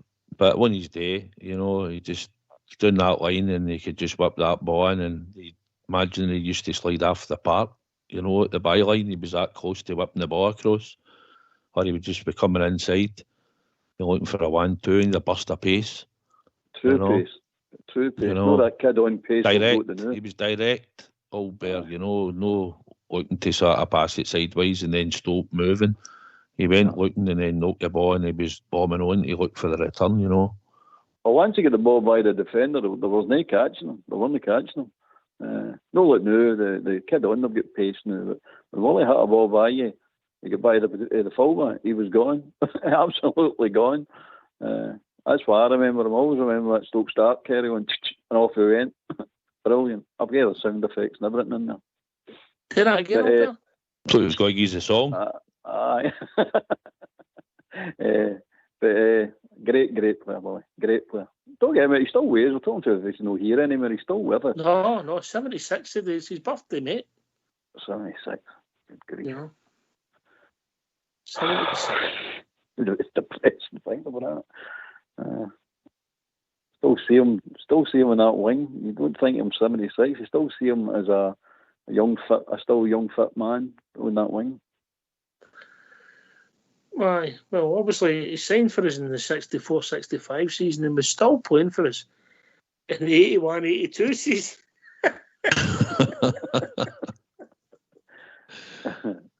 Aye. It's pretty remarkable. But what a man, what a gentleman, mate, what a gentleman. With the pleasure of being in his company a couple of years back, myself and Fox.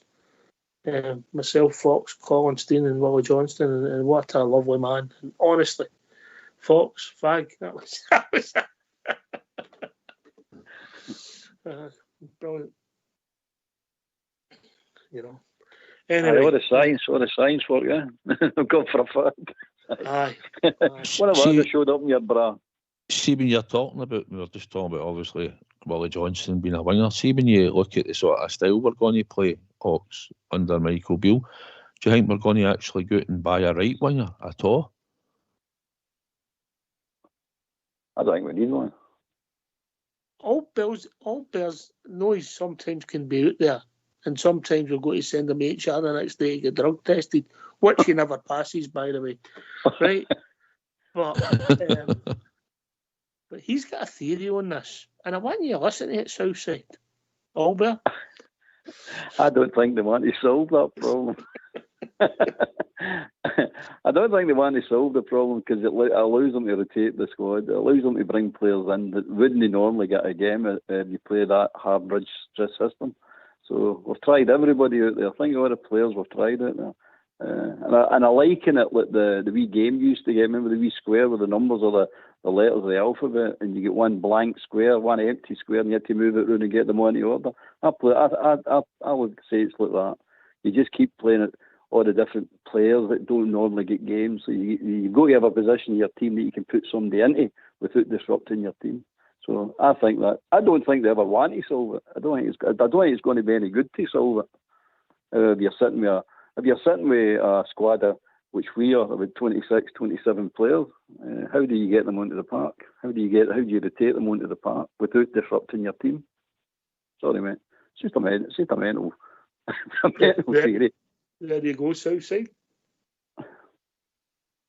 Aye. I was just thinking. I mean, I still think you've got to try and get some type of wide player that can play that sort of system and does come inside. But I just wondered, because obviously we're going to be pushing fullbacks forward, I think, and just looking if we're playing them inside the park a wee bit. I just wondered if we will. Sorry to interrupt you, mate. The good one is to look at the World Cup there, the World Cup final there on Sunday with Mbappe. Mbappe, the head out in that wing, hugging that touchline. What a player to have out there, wasting that talent, standing there. As I say before, you may as well have a corner flag standing out there for the good it's doing. If you want somebody just to stretch it, put a corner flag out there, an extra corner flag for all the difference it'll make. As soon as he came in off that wing, when they were 2-0 down in the last 20-25 minutes of the game, the whole game changed. They put a big player up there to knock the ball onto him, and he was inside and close enough to the player to make a difference. And I'm a great believer that. See this, playing players, good players and playing them wide to stretch a game. I think it's a waste of talent. That Grealish for Man City does it. £100 million. What did Di Maria do for the first 70 minutes then? What do you mean? Southside. Get up that right bag, a new one. Where did they sit? Aye, but it's different if you're taking the full back. Our ones is Southside saying there. Our ones are out there to keep the width of the park. That's all they're there. They're not doing anything. If you're doing what Di Maria did, it makes sense. Pardon? Give them the lawnmower and let them cut the grass. Aye. So, but if you're doing what Di Maria then, if you're ripping the fullback a new one, that makes sense. Aye, that's a big difference. But we're not doing that. We're just sticking players out left and right to stretch the game. That Man City do it all the time. You know, spend £100 million for a player to stretch a game. You could buy a player for £3 bob and stick him out there. It's the same thing. It's a waste of talent. And yet it's always a good player they seem to want to stick out there. I don't get it. I really don't get it. But Kent, for example, he was our one. We've stuck him out there, and you've just nullified the guy. Totally nullified the guy. You've made it easy for the opposition to mark him out the game. Are we going to play narrow one now with our full-backs going back forward, south side? And see, the thing is, we've been fun out doing that before. Under Stevie G, we get fun out. Players just stuck strikers. Remember Tony Watt get played at Motherwell and they stuck him on Tav, or he stuck him on Borna, just played him wide right, no through the middle, stuck the other one, he was playing sort of half him, stuck him wide right, stuck him on Tav, and then they tried to stop that flow out or getting the ball out and moving it done. I just think you'd probably need a wider player out there with a bit of skill, somebody that can take it. I think we've got to be able to switch our system up. I think we can't just be reliant on we're going to push two full-backs and play the false nines. I think it's an easy system to look at. It'll work maybe more than it'll know at times. It'll certainly probably work in Scotland for most of it. But I think when you're looking at playing in a bigger stage than that, you've got to have a bit of flexibility. So I think going forward, I think we will need to solve that right-hand side. But a player that can go by a man and get the ball in. Sakala, like we say, in that position, he's maybe a striker-type player that will shoot. In the positions, I think Kent coming inside, Albert just starts to maybe can open it up a wee bit or maybe play a through ball, but I think it'll take time to see how he develops in that system. A cutting inside, I think sometimes on the touchline he was effective. He crossed balls in against Hearts for Kolak and he scored the header. I think there was times when he was good at certain areas out there, but he was just not consistent enough. So going forward, it'll be interesting to see how he varies, how it varies between the players in the squad. All right, okay. So, here's a question for you, and I know that maybe you'll not get the quality of the guys you would want, but if you're going back into your extensive Rangers history, and you were getting a player to go in and play that role now, who would you sign and put him in there? What would be your choice? On the right-hand side? Aye. Being hypothetical, of course. But a player that we've had in the past that's played there? Oh. Henderson. Well, I don't think I've ever seen Henderson. Martin Henderson, maybe, no Wally. I certainly never seen Wally Henderson. I don't know. I'm trying to think. We've had some good players that's played out there, and I was trying to think of that actual winger. Stevens. Trevor was no bad, but he wasn't an out-and-out winger. Mark Walters. Probably a Mark Walters playing him on the right probably wouldn't bother me, because Mark Walters just went by players and then go to selling the bolts and had 2 feet. So, I know he predominantly played on the left, but I mean, a player like Mark Walters was outstanding. You know, that's what your winger should be like. That's how. And he scored goals. Yeah. He scored goals, Ox, and he was both. I mean, do you remember? I'll be back at Aberdeen, if you remember. I was in the enclosure that day, and Mark Walters was stinking, right? And I was like, get him off, right? Just get him off. And the ball drops. Somebody headed it out, and it dropped to the edge of the box, and he just stopped it. And he done a wee shuffle at the edge of the box and drilled it right into the bottom corner, and we won 1-0 that day. You know, and he was rotten. He was rotten the whole game, but a guy like him that contributes and can be a genius and can do nothing for a bit of the game at times, but Mark Walters is more consistent for that for us at the time. But aye, somebody like Ted him, McMahon. that's like Ted, aye. He was brilliant to watch. He was absolutely brilliant to watch. Aye, he had a ability. I think there's some similarities between him and Sakala, if I'm being honest. I was going to say that. He's a giant Sakala, isn't he? Aye, but I get where you're coming from. He played in the left there and all, but aye, Ted McMahon. Mark Walters. In my mind, Wally Henderson's the best right winger we've ever had. Aye. Before your time, mate, we need to take your you know, but aye, even Laudrup played there at times. Southside, you know what I mean? Well, obviously, if we could have had a Brian Laudrup, they don't come along that anyway. often, do they? No, I mean, most consistent, apart for the time he was running down his contract, he was outstanding. Best, him and Gascoigne, two best individual players I think I've ever seen in a long time. You know, we've had other great players, but individual skill and class could turn a game like that. It was unbelievable consistency levels. I play Brian on the right and Marco on the left. We're terrorising teams. Well, gentlemen, we've reached that time of the evening. Albert? Well, thanks for having us on. Enjoyed that. Thanks for Southside. That was excellent partnering him up today. And I'm looking forward to tomorrow night for a nice victory. Here. I'm just Southside. Aye, good to be on with Albert tonight, mate. It was good to be on with yourself, as always. Thoroughly enjoyed that. We're looking forward to tomorrow night at Pataudry and hopefully back down the road. 3 points in the bag and move on. Here, man. It's an 8 o'clock kick-off, so Rangers Radio will be on at 7 o'clock tomorrow night. Thanks to Albert, thanks to Southside for doing the show, and of course Big Al joining us all the way for Studio, Fox and Old School Boy for doing the technicals. This has been Rangers Radio. We'll be back at 7 o'clock tomorrow night with a pre-match show as we build up to a Rangers victory at Pataudry. Take it away, Old School Boy.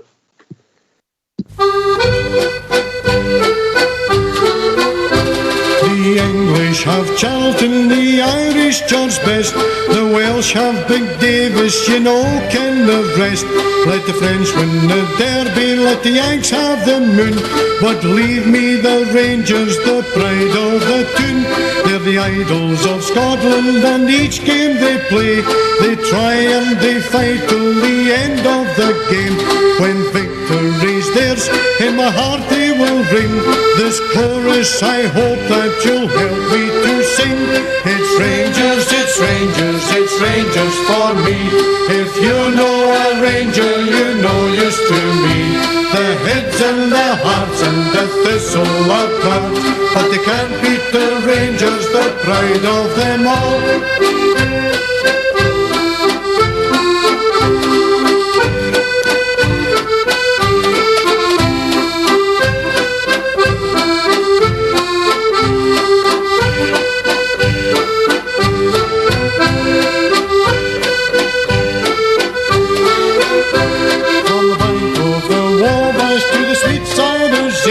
From home on the range up to Bonnie Dundee, just sing this chorus and soon they'll agree. It's Rangers, it's Rangers, it's Rangers for me. So here's to the lads in the royal blue, and here's to the lassies who follow them too. I don't want the hips, the hearts for themselves. I wish them the best, but I'll never forget. It's Rangers, it's Rangers, it's Rangers for me. If you know a Ranger, you're no use to me. The hips and the hearts and the thistle are proud, but give me the Rangers, the pride of them all. It's Rangers, it's Rangers, it's Rangers for me. If you know a Ranger, you're no use to me. The hips and the hearts and the thistle are proud, but give